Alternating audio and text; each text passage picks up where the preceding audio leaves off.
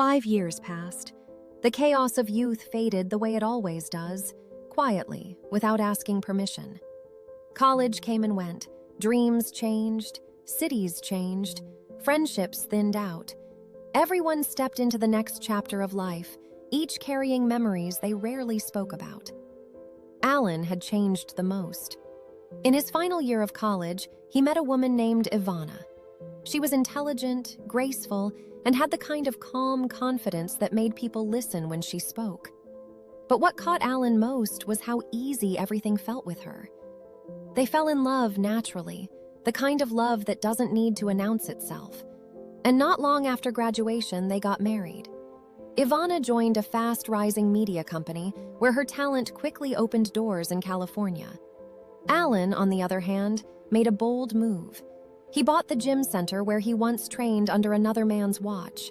Now it belonged to him, every square foot. Business grew steadily. Marriage looked solid in California. But life has a strange habit of reminding people that victory in one chapter does not guarantee peace in the next chapter. In time, Alan and Ivana were blessed with a son. They named him Matt. For 4 years, life moved gently. Then the nights changed. Matt began waking suddenly from sleep, crying, shaking, sometimes screaming so hard his small body trembled. Alan would rush into the room first, Ivana close behind. They would hold him, calm him, ask what was wrong. And every single time, Matt said the same words through tears. "They are beating my sister." Then he would sob uncontrollably. "One woman in my dream told me," he continued. Alan and Ivana would exchange confused looks. Matt had no sister. There were no other children.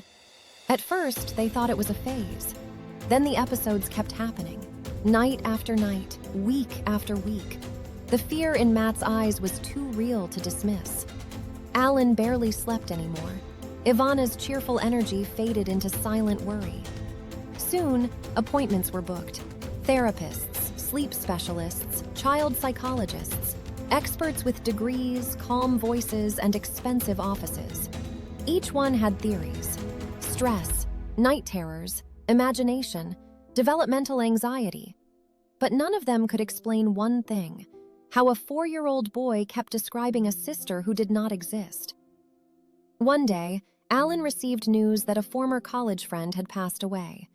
The funeral would be held back in Denver, the city where they had all grown up, where old memories still lived on certain streets. Alan booked a flight from Los Angeles without hesitation. By the time he arrived, the sky was gray and heavy, as if the city itself understood the occasion. At the cemetery, Alan stood quietly among the crowd as his childhood friend was lowered into the earth. Voices were hushed. Faces were older. Everyone looked like people carrying years they never expected to carry. When it was over, Alan wandered alone between rows of gravestones. He read names, dates, messages carved into stone. Beloved mother, gone too soon, forever remembered. Then he stopped cold. One name stole the air from his lungs: Alice Reed. His chest tightened. She had died nearly a year ago. For a moment, the cemetery became silent in a way he had never felt before. Alice, gone, without a word, without a goodbye. Again. Alan left immediately and drove straight to the old family house.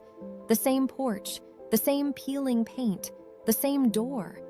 When it opened, Ruby stood there, older now, sharper, still beautiful in a harder way. She looked at him and smirked. "Well," she said, "look who finally showed up." Alan barely acknowledged her. "What happened to Alice?" he asked, voice cracking. "Why didn't anyone tell me?" "Cancer," Ruby said flatly. Alan lowered his head. "I'm sorry." Ruby laughed under her breath. Alan looked up. "Why are you laughing?" Her eyes turned cold. "Because Alice made me promise never to tell you something." She stepped aside, folding her arms. "But I've decided promises to dead people can wait." Alan's jaw tightened. "What are you talking about?" Ruby's smile was cruel. "You slept with Alice." Alan said nothing. She got pregnant, and she left this town as soon as she found out. The world seemed to tilt. She never told you. She had the baby. A daughter. Alan stumbled back a step. No. Oh, yes, Ruby said. And another man has been raising your own child in Seattle this whole time. Her stepdad. Alan's breathing became uneven. You'll have to explain that to your wife someday, Ruby continued. I'd pay to watch that conversation. Alan's voice shook. This child, he swallowed hard. Boy or girl? Ruby stared at him like she had waited years for this moment. A girl, she paused. And she has your face. Alan's knees nearly buckled. Tears filled his eyes. His hands rose to his head as memories crashed into him all at once. The nightmares, the words, the confusion. His son waking in terror night after night. They are beating my sister, Alan whispered through tears. Oh my God. He looked up, shattered. It all makes sense now. Then Ruby said 7 words that stopped his heart again.